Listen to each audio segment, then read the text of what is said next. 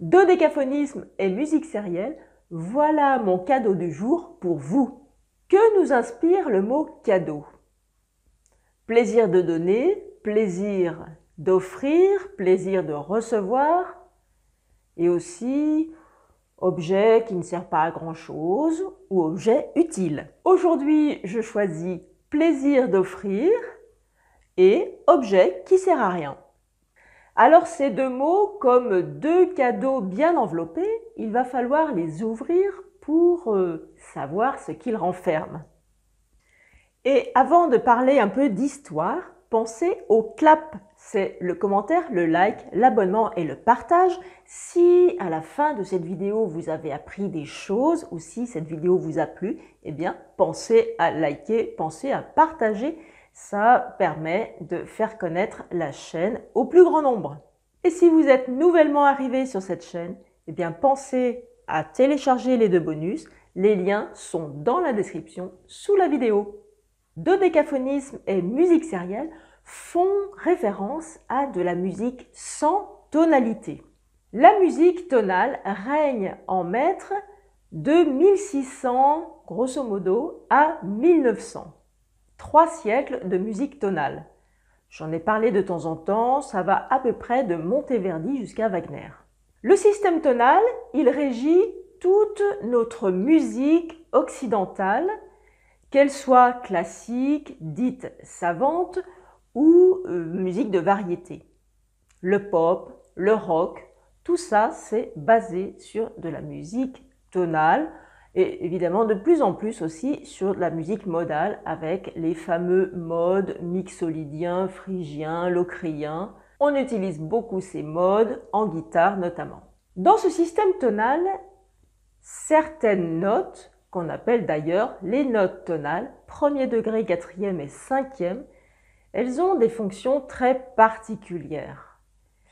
Elles sont un peu comme des aimants. Il y a une sorte de polarité. Il y a aussi la sensible qui est sensible à la tonique, à la fin. C'est une note qui est placée à un demi-ton de la tonique.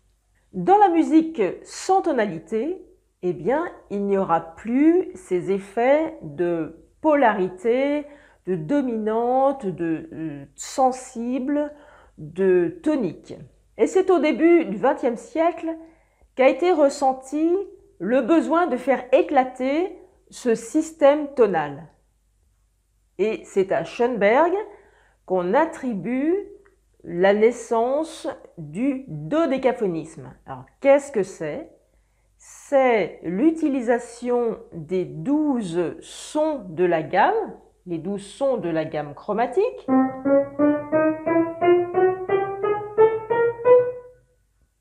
Voilà, je m'arrête là. Qui sont utilisés sans qu'il y ait de hiérarchie dans la gamme. Ce sont ces 12 sons qui ont donné le nom de dodécaphonisme. Dodéca, c'est 12 en grec. Et cette révolution musicale, elle a été faite par Schoenberg et deux de ses élèves, Berg et Webern. Je pense qu'il n'y a que les puristes qui ne confondent pas musique sérielle, musique dodécaphonique, musique atonale. C'est assez complexe. Une musique sérielle, qu'est-ce que c'est? Dans ce terme, il y a le radical série. Si on parle de musique sérielle et dodécaphonique, le compositeur va définir une série, une sorte de modèle avec 12 sons de la gamme chromatique dans un ordre particulier qu'il aura choisi. Et dans sa composition, cette série sera toujours la même. C'est-à-dire que s'il a décidé de faire Fa, Si, Mi, La, les premières notes, eh bien, ce sera toujours Fa, Si, Mi, La, les premières notes de sa série. Mais il va utiliser tous les paramètres du son. C'est-à-dire que le nom de la note, il sera toujours là, mais la note peut être forte, c'est donc la dynamique, la nuance. Elle peut être dans une autre octave, elle peut être aussi plus courtes ou plus longues. Et ces compositeurs, ils ont aussi pensé aux débutants, en tout cas aux enfants, pour leur faire jouer leur musique. Et là, je vous propose une pièce de l'opus 19, c'est la deuxième pièce de Schoenberg.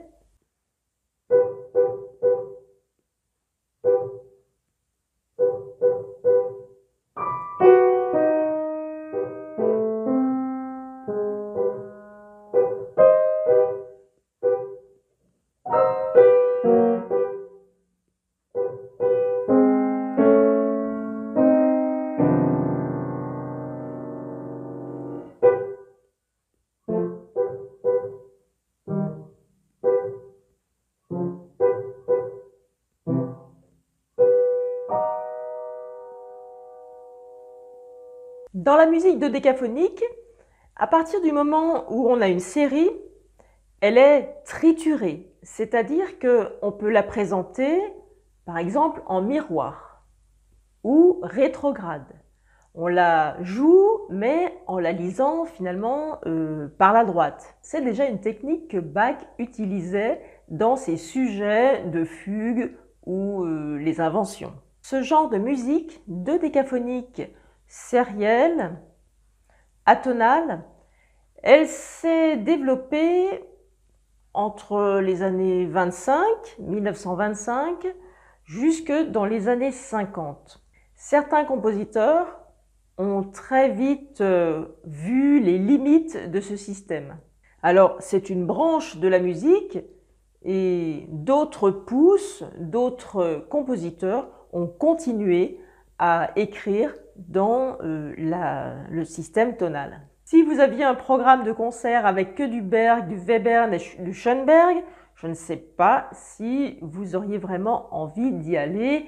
Écouter ce genre de musique pendant 1h30, c'est assez difficile, assez exigeant. Et pourtant, écoutez bien certaines musiques de films, elles viennent directement de ce genre d'esthétique.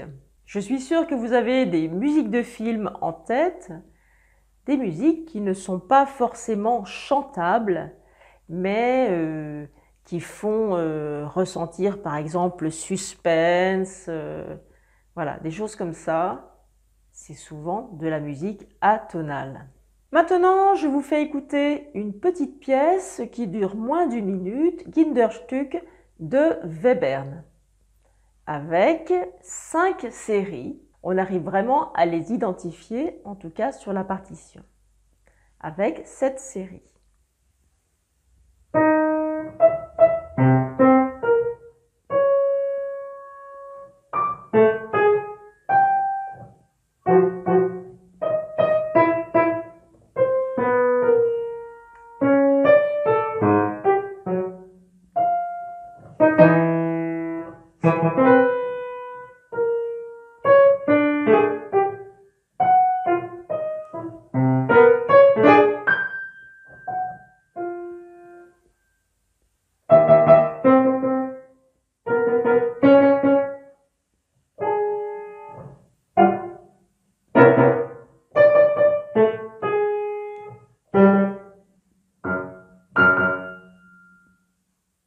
Cette petite pièce de Webern ainsi que la pièce de Schoenberg que je vous ai jouée avant, elles se trouvent toutes les deux dans le volume 4 de Bach à nos jours.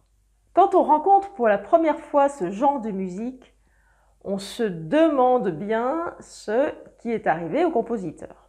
Tout simplement, il a voulu sortir du système tonal. Si on est un peu curieux, on aura peut-être envie de jouer ce genre de musique. Et en tout cas, de voir ce que ça nous fait. Et ce que ça nous fait surtout de jouer cette musique. Je vous propose d'en faire l'expérience.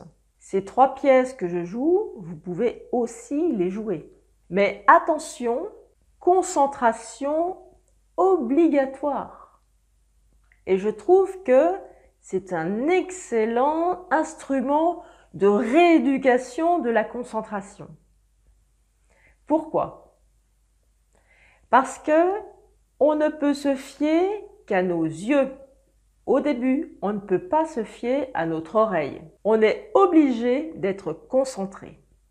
mais vraiment concentré. Et dans ce genre de musique, on ne peut pas se dire « je joue les notes, j'apprends le morceau et ensuite je mets les nuances, les vitesses, les tempi ». Non, on doit tout faire à la fois. Et je dirais, c'est la même chose normalement dans toutes les musiques. Alors, dès la première fois, quand on regarde la partition, il faut bien voir les nuances, donc les dynamiques, les phrasés. Est-ce que les notes sont en louré, en staccato? Est-ce qu'il y a des phrasés, des notes reliées?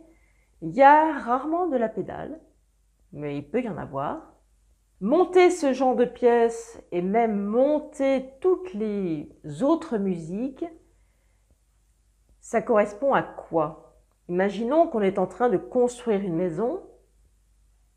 Si on fait les choses dans l'ordre, on imagine déjà, on prévoit la place de la porte, la place des fenêtres, avant de construire notre maison. Si on fait le travail un peu à l'envers, on va faire que des murs.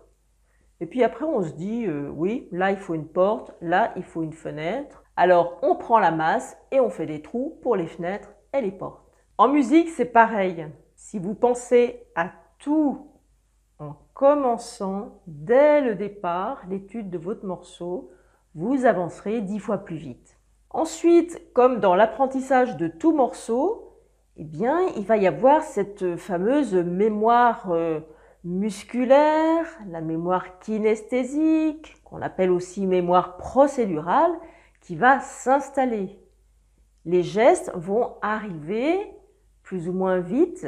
Pour faire cette vidéo, j'ai dû regarder, j'ai dû travailler ces morceaux. Et au début, j'avais des gestes hésitants. Bien sûr, j'étais en déchiffrage, j'ai travaillé ça un quart d'heure, une demi-heure. Mais ça m'a demandé un travail de concentration. Et avec l'expérience, évidemment, ça dure moins longtemps peut-être que pour vous, mais j'avais des gestes d'hésitation et ça s'est amélioré. Sur la vidéo, on ne voit pas de gestes d'hésitation. Alors cette musique, est-ce qu'elle est expressive? Eh bien, je dirais que oui. Si vous faites l'expérience de jouer une ou deux pièces, vous verrez que vous pouvez y mettre de la musicalité, de la grâce, avec ses nuances différentes, avec ses tempos, avec ce rythme. Vous allez trouver du plaisir à jouer ça. Et surtout, il faut qu'il y ait une pulsation immuable, à part aux endroits où on demande un ritenuto, un ralenti. En jouant ces pièces, on a vraiment besoin d'une pulsation bien présente. Et je pense que l'auditeur en a besoin aussi. Une fois que vous sentez que la pièce est acquise, pensez à exagérer, que ce soit le phrasé, les nuances, un mezzo forte, faites-le assez forte, un pianissimo, faites-le très doux, un lié, faites-le vraiment lié et expressif, un piqué bien détaché. C'est ça qui rend cette musique finalement intéressante. Et pour terminer, je vous joue une pièce de Jenő Takács. C'est au cours d'un voyage en Hongrie que j'avais acheté pas mal de partitions et je l'ai retrouvée dans mon placard là derrière. Donc cette pièce de Jenő Takács, je ne suis pas sûre de la prononciation, c'est une méditation sur une série de 12 sons, je vous la mets ici. Cette pièce a été composée en 1965 pour les petites mains.